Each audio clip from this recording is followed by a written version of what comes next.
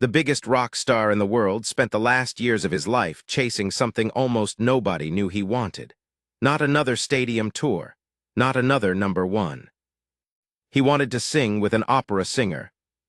And not just any opera singer. He wanted Montserrat Caballe, one of the greatest sopranos alive, a woman 30 years his senior who had never heard of him. The story of how that happened and how it ended is the most revealing thing about who Freddie Mercury actually was. To understand it, you have to let go of the version of Freddie most people carry. The leather, the stadiums, the crowd of 100,000 moving as one. That was real and he loved it. But it was not the whole of him, and it may not even have been the deepest part. Underneath the rock star was a man who quietly believed opera was the highest thing a human voice could do. And he did not think his own voice, for all its power, was in that category. His love of Caballe went back years. In 1981, he had seen her perform, alongside Luciano Pavarotti, and something in him had come loose. He talked about her voice the way fans talked about him, with awe and a little disbelief that a human being could produce that sound. For most people, that is where it stays. You love an artist, you buy the records, you never meet them. Freddie was not most people, and he had the one thing most fans do not: access. In 1986, on Spanish television, he said out loud that he would like to meet her. It was a small thing, an offhand comment in an interview, but it reached the right ears and it set something in motion. He told his manager in plain terms that he wanted to record with this woman, a 55-year-old opera soprano from Barcelona. Imagine being the manager who has to take that meeting seriously. Your client is Freddie Mercury. He wants to make an album with a classical diva who has, in all likelihood, never listened to a Queen record in her life. The meeting was arranged for March of 1987 at the Ritz Hotel in Barcelona. And here the story tells you something because of how Freddie behaved. This was a man who commanded stadiums without visible fear, who walked out in front of 1 billion people at Live Aid and owned them inside a minute. At the Ritz, waiting to meet Montserrat Caballe, he was, by every account, terrified. Caballe, for her part, did what divas do. She kept them waiting. Not out of rudeness aimed at him specifically. It was simply her habit with everyone. Freddie Mercury, one of the most famous men on earth, sat in a hotel dining room with a piano in the corner and waited for hours for a woman who was not going to rearrange her life for a pop star. When she finally arrived, he did not play the star. He played the nervous admirer because that is what he was.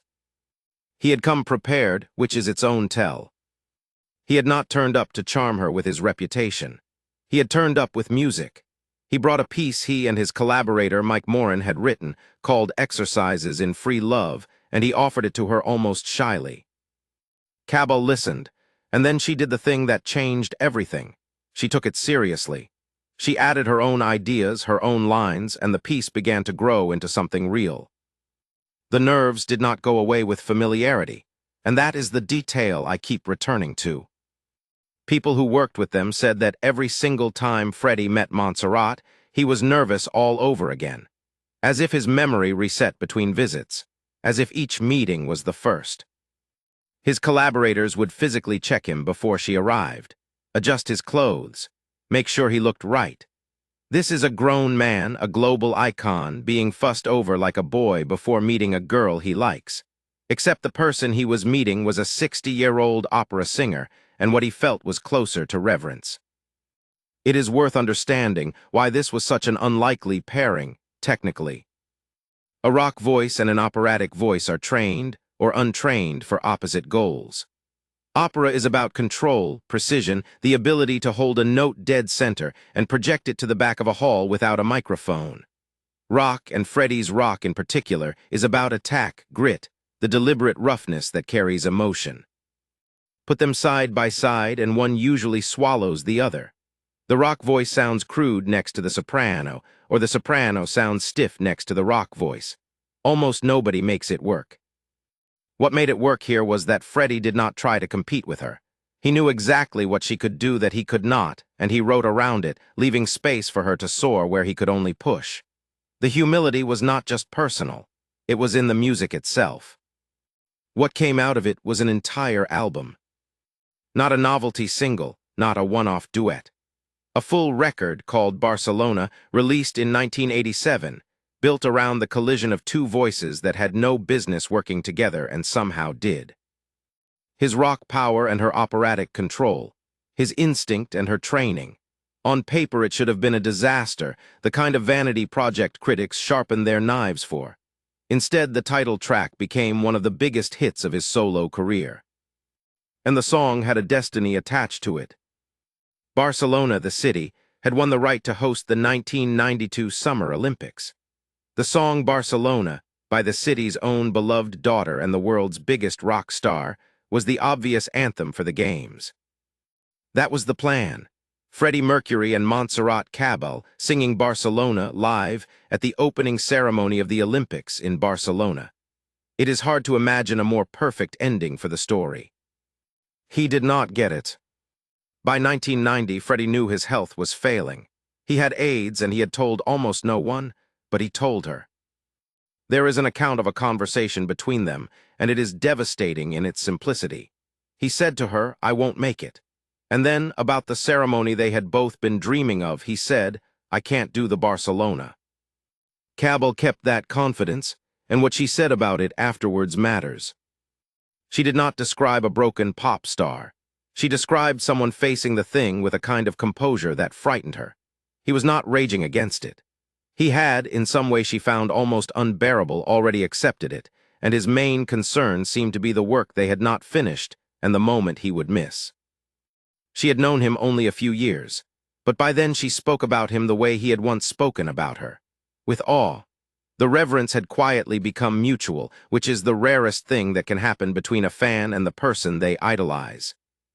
He was telling his idol, the woman he had been too nervous to speak to easily, that he was going to die before their moment arrived.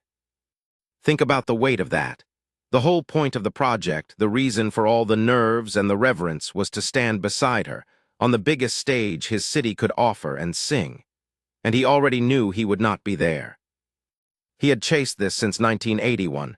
He had made it real, and the finish line was going to move past him. Freddie Mercury died in November of 1991.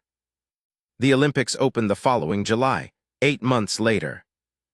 The organizers, in the end, chose a different official song, partly to avoid the awkwardness of an anthem by a man who had just died of a disease the world was still cravenly afraid of. That is its own small tragedy, and it says more about 1992 than it does about the song. But Barcelona was performed at that opening ceremony anyway. Montserrat Caballe walked out onto the stage in her own city at the Olympics that her song had been written for, and she sang it, alone. Freddie was there, though. His voice played from the recording, filling the stadium, singing his half of the duet exactly as they had made it. She stood beside a voice, in the place where a man should have been standing. That is the image the whole story arrives at. A great soprano, singing live in front of the world, next to the recorded voice of a friend who had wanted more than anything to be there in person, and who had missed it by 8 months. Everyone in that stadium heard both voices. Only one of the singers was alive to hear the applause. Go back to the nervous man at the Ritz, waiting for hours, being told to adjust his clothes. That is the truth of Freddie Mercury that the leather and the stadiums hide. He was not, at his core, someone who needed to be worshipped.